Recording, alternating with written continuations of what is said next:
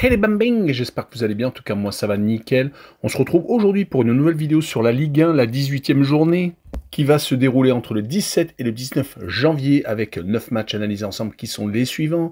Montpellier contre Monaco et Lille contre Nice pour commencer le 17. Le 18, Lens contre le Paris Saint-Germain, très belle affiche. Rappelons-le, en Coupe de France, les Parisiens avaient éliminé Lens. Rennes contre Brest ensuite et Lyon contre Toulouse. Et le 19 janvier, Saint-Etienne contre Nantes, Reims contre Le Havre, Angers contre Auxerre et Marseille contre Strasbourg. N'hésitez pas à venir nous rejoindre sur le site VIP, les réseaux sociaux, tout est à l'écran et en description. N'hésitez surtout pas à mettre vos pronostics, vos critiques positives ou négatives, votre petit pouce qui va bien et surtout n'hésitez pas à vous abonner où vous êtes actuellement plus de 19 100. Merci encore. On jette un coup d'œil sur le classement où le Paris Saint-Germain est en tête avec pour l'instant 0 défaite et 43 points, quasiment du parfait. Second, Marseille avec 36 points. Troisième, Monaco avec 31. Le trou commence à être fait. Quatrième, Nice, 30 points qui remontent au classement. Et cinquième, Lille avec 29 unités. Les trois équipes en difficulté sont les suivantes. Barragiste 16e, Saint-Etienne avec 16 points. 17e, Le Havre avec 12. Et enfin, Montpellier 18e avec 9 unités seulement et très en difficulté. Et on commence avec Montpellier contre Monaco. Les Montpelliérains sont donc derniers avec 9 points seulement. Monaco est troisième. Il y a déjà 22 points d'écart entre les deux équipes. Montpellier, malgré le changement d'entraîneur et l'arrivée de Gasset, n'a pas réussi à redresser la barre sur les 5 derniers matchs, toutes compétitions confondues. Ils ont 4 défaites, dont une élimination carrément humiliante contre Le Puy, club de National 2. Et malheureusement, il n'y a pas eu de remise en question, car depuis, ils ont perdu contre Lyon et dernièrement contre Angers à la maison. Ils n'ont plus gagné depuis la réception de Brest, c'était le 10 novembre. Surtout qu'ils vont jouer contre une équipe de Monaco qui doit absolument se rattraper car actuellement les résultats ne sont plus là. Ils sont certes troisième, mais sont en train de perdre du terrain sur le deuxième. Ne parlons plus de titres, ils ont 12 points de retard sur le Paris Saint-Germain. Ils viennent surtout de se faire éliminer de la Coupe de France par Reims au pénalty après avoir été accrochés par Nantes en championnat et surtout les 2 défaites contre le Paris Saint-Germain en trophée des champions et lors d'une journée où ils ont pris 4 buts à 2 le 18 décembre ont été vraiment révélateurs de la méforme actuelle des Monégasques. Sur cette rencontre, je verrai un succès 2 buts à 1 des joueurs du Rocher et je verrai malheureusement une petite cote 1,49 avec le plus de 1,5 but pour le 3e du classement. Et on enchaîne avec une des plus belles affiches de cette journée, Lille contre Nice, le 4e qui se déplace chez le 5e. Il n'y a qu'un petit point d'écart entre les deux formations. Actuellement, la meilleure des dynamiques est pour les Niçois qui viennent de se qualifier en Coupe de France à Bastia, qui viennent de gagner à Reims. Et ils n'ont surtout plus perdu en championnat depuis 1 mois et 1 semaine. C'était à Lyon 4 buts à 1 depuis. Donc c'est que des victoires et un petit match nul à Montpellier qui aurait pu peut-être leur permettre de passer devant Monaco et d'être sur le podium. En tout cas, une seule défaite sur les 3 derniers mois de Ligue 1, ce n'est plus du tout la même chose. Ils sont vraiment prétendants à une place en Champions League. Par contre, ils font la Ligue Europa. Là, ils sont catastrophiques et sont pour l'instant dans les 3 derniers du classement de cette formule championnat qui compte 36 équipes quand même. Ils vont jouer contre des Lillois qui viennent d'éliminer Marseille, qui sont sur une très grosse série d'invincibilité de 20 matchs consécutifs sans défaite. Par contre, beaucoup trop de matchs nuls car ils viennent de faire leur 10e sur ces 20 derniers matchs. Ils avaient perdu au Sporting du Portugal en Champions League. Depuis, donc, ils se sont ressaisis. Malheureusement, avec ces partages de points à répétition, comme sur les 3 derniers matchs de Ligue 1, ils sont en train de glisser au classement et ont maintenant 7 points de retard sur le second et seulement 2 sur le 3e. Donc, tout est encore jouable. Sur cette rencontre, je verrai encore un match nul, un but partout. Et je verrai le home no bet et le match nul rembourser 6 victoires de Lille à la maison avec une cote à 1,78. Et on poursuit avec Lens contre le Paris Saint-Germain. Les Lensois sont actuellement 7e du classement à 15 points du leader. Leur visiteur du jour, les Lensois ont perdu quelques joueurs très importants. Brice Samba, ils vont peut-être perdre Kuzanov qui va partir sans doute à Manchester City. Ils viennent tout de même de s'imposer au Havre de buts à 1, mettant fin à une série de 3 matchs consécutifs sans victoire. Ils se sont fait éliminer de la Coupe de France justement par le Paris Saint-Germain au pénalty. C'était passé vraiment très proche. Ils ont été accrochés par Auxerre et viennent de perdre à la maison contre Toulouse, même s'ils ont été réduits à 10. C'est pour cette raison, je pense, qu'ils se sont inclinés.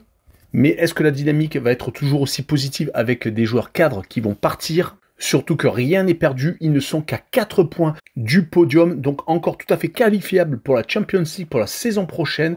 Mais le problème est qu'ils vont jouer contre le Paris Saint-Germain, qui vient de passer par la petite porte contre un club de National 3, Espali, gagnant que 4 buts à 2 en fin de match, mais ils avaient fait tourner, ils avaient mis beaucoup de joueurs au repos, car il y a beaucoup de gros objectifs prochainement, déjà ce match à Lens, puis la réception de Manchester City dans un match très important en C1, puis celle de Reims et enfin le déplacement à Stuttgart pour espérer se qualifier pour les barrages des huitièmes de finale de la compétition Rennes. En tout cas, on notera que le Paris Saint-Germain reste sur 9 matchs consécutifs sans défaite, avec 6 rencontres gagnées et 3 matchs nuls, dont un, rappelons-le, en Coupe de France contre le même adversaire. Sur cette rencontre, je verrai une victoire quand même des Parisiens 2-1, mais je verrai les deux équipes qui marquent, avec une cote à 1,53. Et on poursuit avec Rennes contre Brest. Les deux équipes sont en deuxième partie de tableau, même si les Brestois viennent de remonter légèrement grâce à leur succès, que ce soit en Coupe de France contre Nantes, où ils ont regagné de la confiance, et également contre Lyon, où ils ont gagné 2-1. Ils sont actuellement exactement 11e et non 10e, mais ils ont 5 points d'avance quand même sur les Bretons, qui de leur côté viennent d'enchaîner leur 3e défaite consécutive après une élimination en Coupe de France contre un club de Ligue 2-3. Ils avaient perdu juste avant contre Nice et contre Marseille, certes d'un but seulement, mais quand même, quand on a changé d'entraîneur et qu'on a énormément d'ambition en début de saison, on ne peut pas se permettre d'être 14e à seulement un petit point du barragiste Saint-Etienne. Sampaoli est déjà sur la sellette, c'est clair et il faut le dire. En tout cas, Brest reste sur quand même 4 victoires sur les 5 derniers matchs, toutes compétitions confondues. Ils sont peut-être en train de retrouver leur niveau de la saison dernière. Rappelons qu'en Champions League, ils sont actuellement qualifiables directement pour les huitièmes de finale à la 7e place d'une phase de groupe où il y a 36 équipes.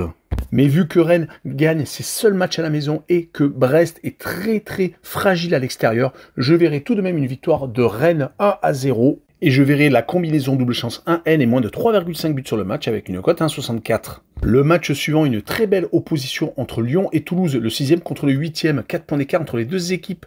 Les Lyonnais viennent de se faire éliminer par un club de National 3 en Coupe de France, mettant vraiment un gros coup d'arrêt à leurs ambitions, que ce soit pour gagner un titre cette saison et également pour peut-être remonter au classement, car ils viennent d'enchaîner une deuxième contre-performance consécutive après leur défaite à Brest. Dommage, car Lyon faisait vraiment une très belle remontée. Certes, ce n'est pas encore fini, car ils n'ont que 3 points de retard sur le 3e Monaco, qui est également en perte de vitesse. Mais quand on voit Nice, qui est actuellement très fort et que Lille ne perd plus depuis 20 rencontres, les Lyonnais doivent se ressaisir absolument, et cela tombe bien. Ils vont jouer contre Toulouse, une équipe qui est également très bien classée, qui vient de se qualifier contre Laval, un club de Ligue 2 en Coupe de France, mais qui venait de perdre à la maison contre Strasbourg, qui restait pourtant sur une très belle série positive, des victoires contre Lens, contre Saint-Etienne, et également des performances contre Rennes, Reims, Auxerre.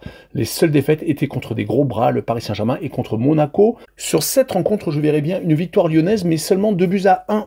Et je verrai surtout le plus de 2,5 buts sur le match avec une cote 1,68. Et on poursuit par le match entre Saint-Etienne et Nantes, le match un peu de la peur entre les barragistes et ceux qui sont juste au-dessus d'eux. Ils n'ont que le goal average qui les sépare, en tout cas les Stéphanois depuis leur changement d'entraîneur avec Horneland, qui a transfiguré l'équipe, car la défaite contre le Paris Saint-Germain n'a été que de 2-1. Ils avaient juste avant réussi assez facilement à battre Reims 3-1. Donc depuis cette élimination de Coupe de France contre Marseille, qui avait vraiment mis le feu aux poudres, car la différence était tellement énorme qu'il fallait faire quelque chose, surtout qu'ils ne sont que barragistes, ils ont que 16 points, mais c'est une équipe qui est tout de même sérieuse à la maison, qui a gagné des matchs très importants contre Strasbourg, contre Montpellier et contre donc les Rémois ces derniers temps. Surtout qu'ils vont jouer contre une équipe de Nantes qui est juste au-dessus d'eux, qui vient de se faire éliminer par Brest en Coupe de France, mais qui est tout de même une équipe accrocheuse avec les grosses formations, comme contre Lille, Monaco ou le Paris Saint-Germain. Ils avaient en tout début de saison accroché des matchs très importants contre des équipes en difficulté, mais sur cette rencontre, je verrais bien un partage de points 0-0, et je verrai surtout le Omnobet et le match nul rembourser ces victoires des Stéphanois à la maison et une cote 1,94. Et on poursuit avec une autre rencontre de bas de tableau, Reims contre Le Havre. Les Rémois sont 12e alors que les Havrais sont premiers relégables. Il y a 8 points d'écart entre les deux équipes. Les Rémois viennent de se rattraper car ils étaient actuellement en chute libre, car en championnat ils ne gagnaient plus. Ils viennent d'éliminer les Monégasques au pénalty, faisant un but partout lors du temps réglementaire. Mais les deux défaites contre Saint-Etienne et Nice, avec 7 buts encaissés lors des 2 derniers matchs, faisaient vraiment très mal. Les Rémois étaient pourtant une équipe très ambitieuse qui avait réussi à accrocher le Paris Saint-Germain et l'Olympique de Marseille en tout début de saison. Ils vont jouer contre le 17e qui est en totale chute libre également, qui vient de perdre leurs 6 derniers matchs, toutes compétitions confondues, qui ont été éliminés en Coupe de France par le Stade Briouchien, un club de National 2, et qui viennent d'enchaîner 2 défaites, une très grosse à Marseille et une à la maison contre Lens, qui les mettent encore plus en difficulté. Sur ce match, je verrai Reims s'imposer 2-0, avec le plus de 1,5 but pour le 12e du classement et une cote à 1,83. Le match suivant est Angers contre Auxerre. Les Angevins sont 13e et sont en train de remonter au classement tranquillement mais sûrement. 4 victoires consécutives, tel est leur dernier bilan. Que ce soit en championnat ou en Coupe de France, ils assurent actuellement. Ils viennent de se qualifier contre Quevilly-Rouen, un ancien pensionnaire de Ligue 2 qui vient donc de descendre en national. Les Angevins viennent donc d'enchaîner des victoires contre Montpellier, contre Brest en championnat. 5 buts marqués tout de même, donc très important pour le moral. Mais cela fait quand même quelques temps qu'ils avaient quelques résultats, surtout en déplacement, comme leur victoire le montrait à Monaco et au Havre. Ils vont recevoir en plus une équipe d'Auxerre qui est ambitieuse cette saison, qui n'est que 10e au classement peut-être, mais qui a réussi de très bons matchs, même si ça a été que des matchs nuls. Mais quand on accroche le Paris Saint-Germain, Lens et Lille à la maison, on peut avoir des ambitions. Dommage qu'ils aient perdu à Strasbourg et qu'ils aient été éliminés en Coupe de France, pas Dunkerque, pensionnaire de Ligue 2, car sinon leur constat serait vraiment très important, car rappelons-le, ils se sont imposés à l'Olympique de Marseille. Mais sur cette rencontre, je verrai bien un match nul, un but partout entre les deux formations, et je verrai le Omnobet et le match nul rembourser 6 victoires de Angers à la maison avec une cote à 1,99. Et on finira avec l'Olympique de Marseille contre le Racing Club de Strasbourg. Les Marseillais viennent de se faire éliminer de la Coupe de France, l'un des principaux objectifs du club. Malheureusement, ils ont perdu au pénalty contre les Lillois. Cela fait 2 fois consécutivement qu'il y a un but partout entre les deux équipes, car début décembre, il y avait déjà eu un partout en championnat. Donc là, un but en toute fin de match de Luis Enrique a permis aux Marseillais d'aller à la séance de pénalty. Mais comme il n'y avait pas roulé dans les buts, le gardien lillois a brillé, la double de Chevalier a brillé et a donc qualifié les nordistes. En tout cas, tout n'est pas à jeter, car les Phocéens sont seconds à 7 points du premier. C'est peut-être les seuls qui arrivent à tenir le rythme des Parisiens. Ils viennent de gagner à Rennes. Également, un match gagné contre le Havre assez facilement, 5-1. Il restait juste avant cette contre-performance sur 7 matchs consécutifs sans défaite. Cela fait donc 8 matchs qui n'ont plus connu le revers, mais il va falloir donc enchaîner contre Strasbourg, qui vient de se qualifier de justesse à Taon l'étape, 2-2, et également une victoire au pénalty. Ils ont réussi juste avant à enchaîner les succès contre Auxerre, Toulouse, Le Havre, marquant au passage 8 réalisations. Donc c'est une équipe qui est 9e actuellement, qui avait fait de très belles performances et qui avait surtout battu les Marseillais au match aller 1-0. Les Phocéens vont vouloir se venger, mais cela risque d'être une rencontre très accrochée. Et sur ce match-là, je vois une victoire des Marseillais, 2-1. Et je verrai le plus de 1,5 but pour le second du classement avec une cote à 1,55. Voilà, on en a fini avec cette vidéo. N'hésitez pas à venir nous rejoindre. Ciao les bambins!